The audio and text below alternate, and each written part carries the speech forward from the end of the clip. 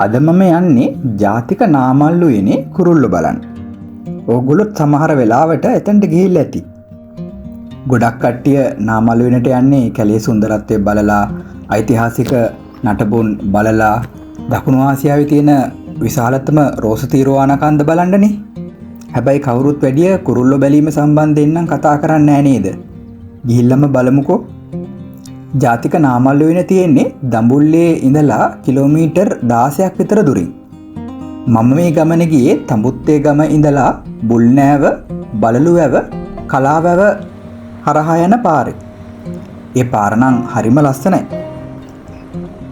යන අතරතුර ඈත කොළ නැති ගහක මුදුනේ හිටපු බ්ලැක්වින් කයිට් කෙනෙක් තමයි මම මුලින්ම දැක්කේ.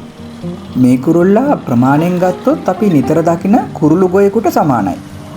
කළු සුදු අලු මිශ්‍ර ශරීරය සහ කැපී පෙනෙන රතු ඇස් වලින් ඌව දුර සිටම අනිත් උකුස්සන්ගෙන් වෙන් කර අඳුන ගන්න පුළුවන්. ලංකාවේ වියලි කලාපයේ දකින්නට ලැබෙන ටිකක් දුර්ලභ කුරුල්ලෙක්.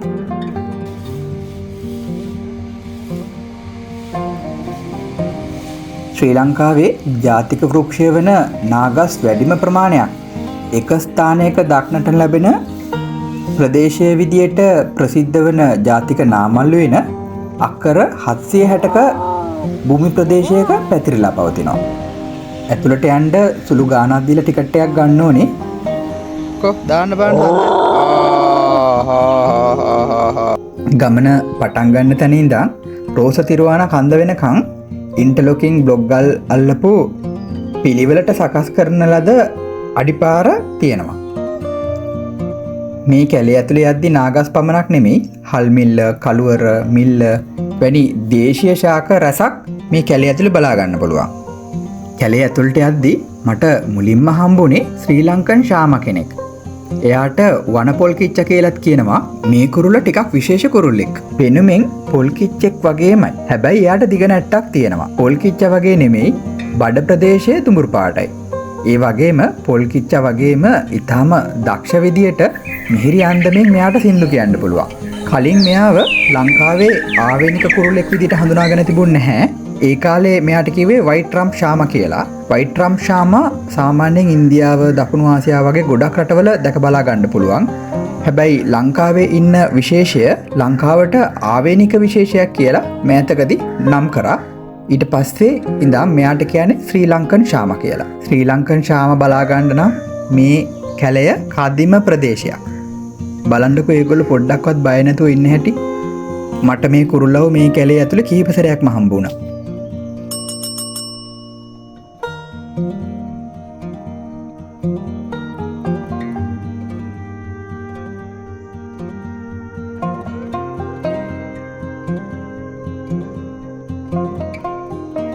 මේ කැලේ ඇතුලේ ටිකල්ස් බ්ලූ ෆ්ලයි කැචර් එහෙමත් නැත්නම් ටිකල්ස් නිල් මැසිමාරත් හරිම ලේසියෙන් බලා ගන්න පුළුවන්. ඒගොල්ලොත් හැමතැනම ඉන්නවා. වැඩි ලැජ්ජ නැති නිසා පහසුවෙන් ඡායාරූප කර ගන්නත් පුළුවන්.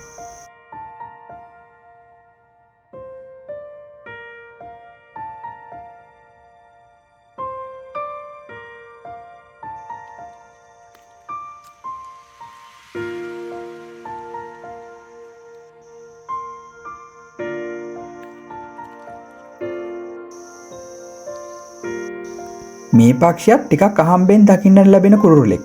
එයාව මම මේ කැලේ ඇතුලේ දකින්න ලැබෙයි කියලා කලින් හිතුවේ නැහැ. මෙයාට කියන්නේ බ්ලැක් නේප් මොනාක්. එහෙමත් නැත්නම් කළු ගෙලසි රඳමාර කියලා. මෙයාව උඩ රට සහ පහත රට වනාන්තරවල නිතර දැක ගන්න පුළුවන් වුණත් ඡායාරූප කර ගන්න නම් හරිම අමාරුයි. මොකද ඒගොල්ලෝ ඉන්නේ ගොඩක් කැලේ උස ස්තරවල.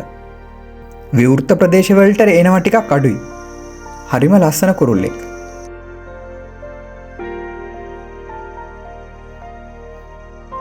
අඩිපාර දිගේ යනකොට මට දිරච්ච කොළ පෑරෙන සද්දයක් ඇහුණා. කවුද මේ ඉන්නේ? හාල් දණ්ඩෙක් උගේ උදාසන ආහාර වේල හොයාගන්න උත්සුක වෙන අවස්ථාවක්. මේ හාල් දණ්ඩගේ උත්සාහය මැඩියව ගොදුරු කරගන්න. මේ මැඩියත් ලංකාවේ ආවේනික මැඩි විශේෂයක් වන හවර්ග්ලාස් ට්‍රී ෆ්‍රොග් එහෙමත් නැත්නම් සුලභ පහිඹු ගස් මැඩියෙක් වගේ. මැඩියානම් දැනටමත් තුවාල වෙලා.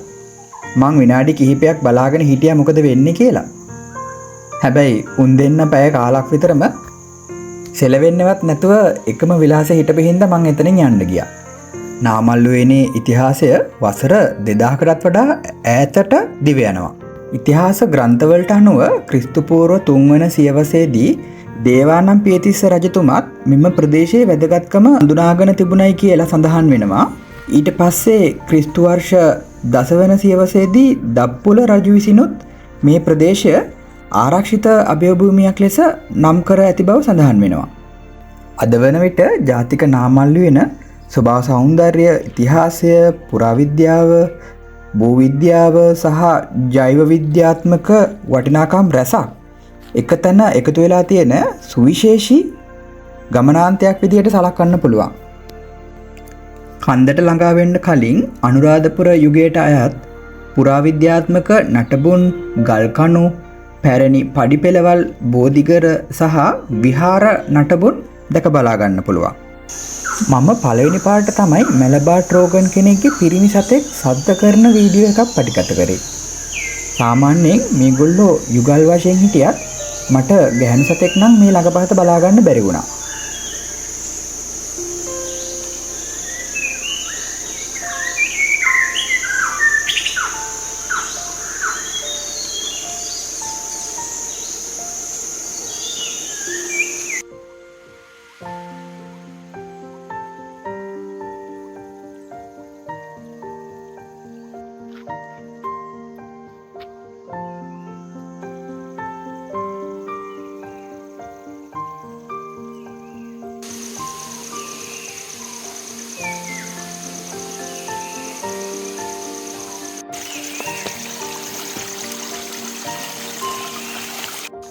මං අර කලින් වීඩියෝ එකකත් සඳහන් කරා වගේ බ්‍රවුන් කැප් පැබ්ල එහෙමත් නැත්නම් ශ්‍රී ලංකා බොරද මලිච්චගේ ගොඩක් වෙලාවට අපිට අහන්න හම්බෙන්නේ මුලින් හඬනේ.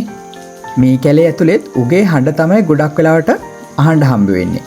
මම ඒ හඬ ෆලෝ කරලා කොහොම හරි කුරුල්ලා ඉන්න තැන බලාගත්තා.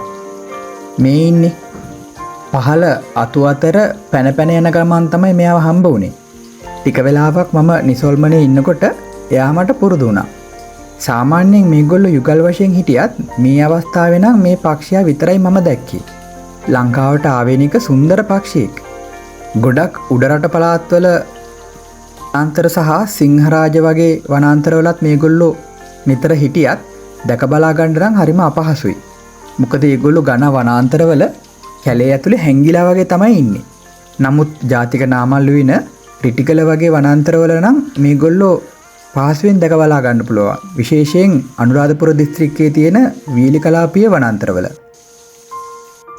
තව මට වෝබ්ල කෙනෙකුත් හම්බ වුණා. මෙයාව නම් මට හරියට හඳුනා ගන්න අමාරුයි. ලාර්ජ් බිල් ලීෆ් වෝබ්ල කෙනෙක් වෙන්නත් පුළුවන්. එහෙම නැත්නම් ග්‍රීන් වෝබ්ල කෙනෙක් වෙන්නත් පුළුවන්. ඔගොල්ලෝ දන්නවනම් කමෙන්ට් එකක් දාන්න.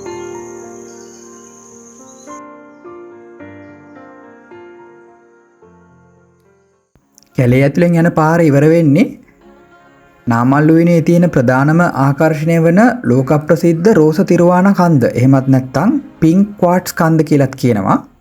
වසර මිලියන 500ක් පමණ පැරණි කියලා විශ්වාස කරන මේ කන්ද දකුණු ආසියාවේ විශාලතම රෝස තිරුවාන නිදිය කියලා සැලකෙනවා. නාමල්ලුවිනට යනවා නම් යන්න ඕනේ හොඳට හිරු එළිය තියෙන දිනයක. එතකොට තමයි මේ කන්ද ලස්සනට රෝස පැහැයෙන් දිස් වෙන්නේ. එතකොට පිවිසුමේ ඉඳලා කන්ද මුදුනට යනකම් කිලෝමීටර් 2ක විතර දුරක් ගමන් කරන්න වෙනවා. අවසන් කොටස නම් චුට්ටක් අපහසුයි. වයස්ගත පුද්ගලයන්ට නම් ඒ කොටස ටිකක් අභියෝගාත්මක වෙන්න පුළුවන්. හැබැයි කන්ද මුදුනට ගියාම විශාල ප්‍රදේශයක විශාල පරාසයක පැතුරුණු ලස්සන දර්ශන ටිකක් බලා ගන්න පුළුවන්. මේ කන්ද උඩ 360 view points කිහිපයක්ම තියෙනවා. හරිම සුන්දර පරිසරයක්. කන්ද මුදුනේ තියෙන බුද්ධ ප්‍රතිමාව එම ස්ථානයට විශේෂ අධ්‍යාත්මික නිස්කලංක බවක් ගේනවා. නගින්න නම් චුට්ටක් මහන්සි වුණාට අන්තිමට හම්බ වෙන රිවෝඩ් එක නම් කියලා නිම කරන්න බෑ. බලන්නකෝ තියෙන ලස්සන. කන්ද උඩදී මට උකුසු විශේෂ කිහිපයක්ම බලා ගන්න පුළුවන් වුණා. මේ ඉන්නේ ඔරියන්ටල් හනි බසර්ට් එහෙමත් නැත්නම් සිළුවමර කුස්සෙක්. ඌට ඒ නම ලැබිලා තියෙන්නේ ඌ මීවදවල ඉන්න පිලවුන් ආහාරයට ගන්න හොඳින්ම අනුවර්තනය වෙලා තියෙන හින්දා. හරි. අවසානයේදී මම හැබැයි බලාපොරොත්තු වුණාටත් වඩා මෙම ගමනේදී අත්දැකීම් ලැබුවා. අපි නැවතත් මේ වගේම ලස්සන වීඩියෝ එකකින් හම්බෙමු.